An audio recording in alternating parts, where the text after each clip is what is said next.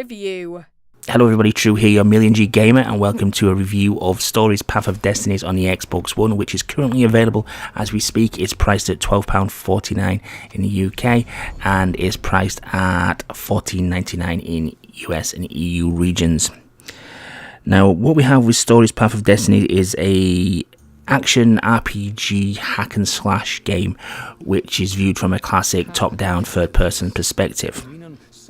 You play as Reynardo, who's an ex-pirate and reluctant hero for the rebellion, who is working to defeat the evil empire.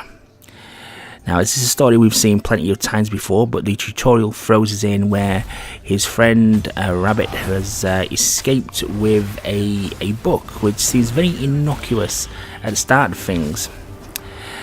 Unfortunately, the things don't go well for your rabbit friend, and Reynardo becomes the new owner of this book. And I will do an unusual thing here. I will kind of just say there's no way of going forward on this review without spoiling what was for me a big surprise in the game. I didn't realize it was going to go down this route, and there's no way of spoiling this surprise and talking about the game because it is a central mechanic to how the game progresses. So I will do the unusual thing of saying I highly recommend this game right here, right now. So if you don't want the kind of crux of it spoiling for you, I would say I am giving this a high recommendation. So skip the rest of the review, buy the game and enjoy it, and discover the central premise of this game for yourself, because it is very it's not unique, but it's very original and done to a very an excellent standard. That warning over. 5, 4, 3, 2, 1. We're into spoiler territory. This book is basically what the Path of Destinies is all about. You hack and slash your way through a level, beating enemies who appear in closed arenas. You have to beat the enemies to release the barriers that appear, so you can progress further through the levels. Meanwhile, smashing various boxes and things to replenish your energy and special move meters, and gaining XP to level up. I will get more into that at the a little bit later in the review, but the game is spread over 5 levels. And at the end of each level, you make a choice which diverts the game. Now, sometimes this changes the location of your next level. Sometimes it changes just the objective of the next level. And sometimes it's a combination of the two. But at the end of each level, you usually presented with at least 2 of these choices. There's a few occasions where you don't get presented with a choice and the story continues, but 95% of the time you will be presented with at least 1 choice, and this branches the story down divergent routes. Now, when you get to the game's conclusion, something drastic happens. You die. Reynardo fails in his mission. Something goes wrong unexpectedly. It's always defeat is snatched from the jaws of victory. Something unexpected gets thrown into the works that he wasn't planning for, and he ends up dying. And then time rewinds. The book zooms out and the pages flip back, and the narration starts again. I've not even mentioned the narration yet, but the narration starts again at the start of the game, and you are indeed back at the start of the game, able to remake and change your decisions in an event to try and find the ultimate truth and a true ending for the game. Hopefully one where Reynardo survives. And that's how the game plays out. You retain your skills, you retain your level, you're stronger. Unfortunately, the enemies on your next scenario, as it were, become stronger too. And that's how the game plays out for a colossal 20 plus endings. The game has loads of different divergent paths. Now, each of these stories is excellently narrated. The narration on this game and the presentation at the front end, and even the gameplay itself is magnificent. It's just really, a really glowing recommendation to the developers of this game. It's just I love a game that's narrated really well, and this is just one of the best. It's just spot on there, and it just makes each of the stories interesting and fresh each and every time that you play them. Now, getting to the actual crux of the gameplay itself, the hack and slash part of it. Again, this is a surprise.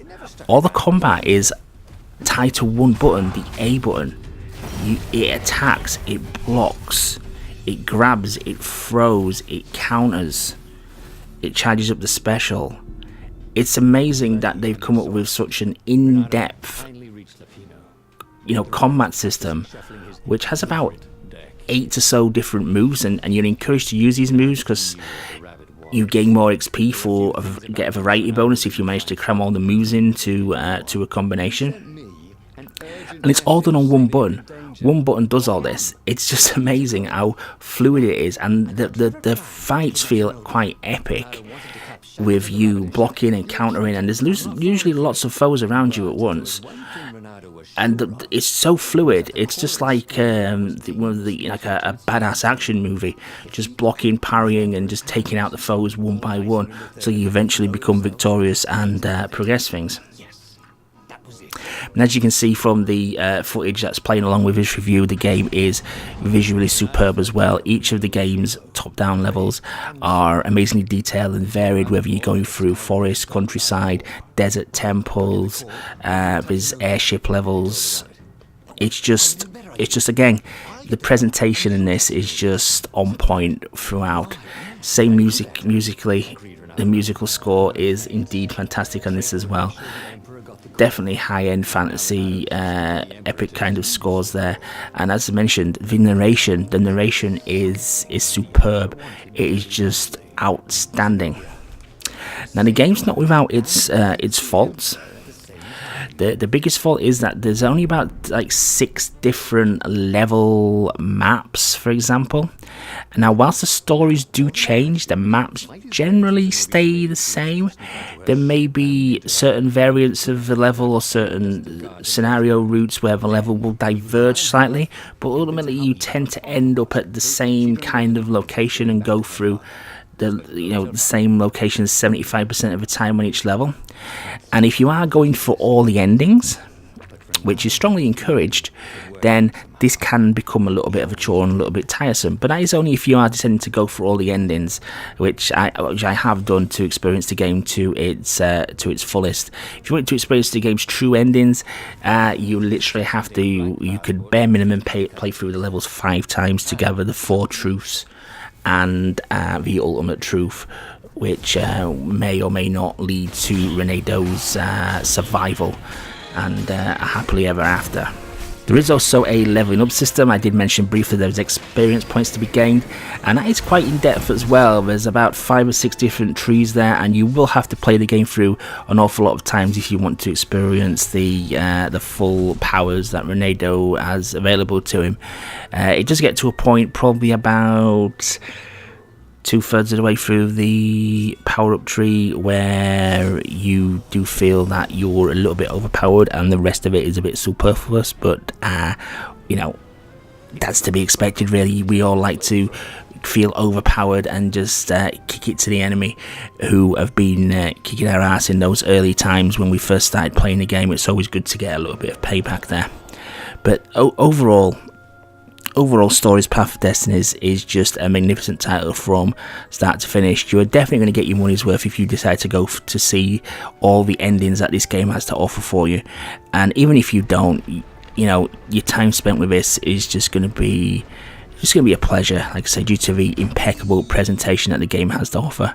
So as I mentioned unusually at the start of the review, I'm definitely recommending this, and this is a definite instant buy.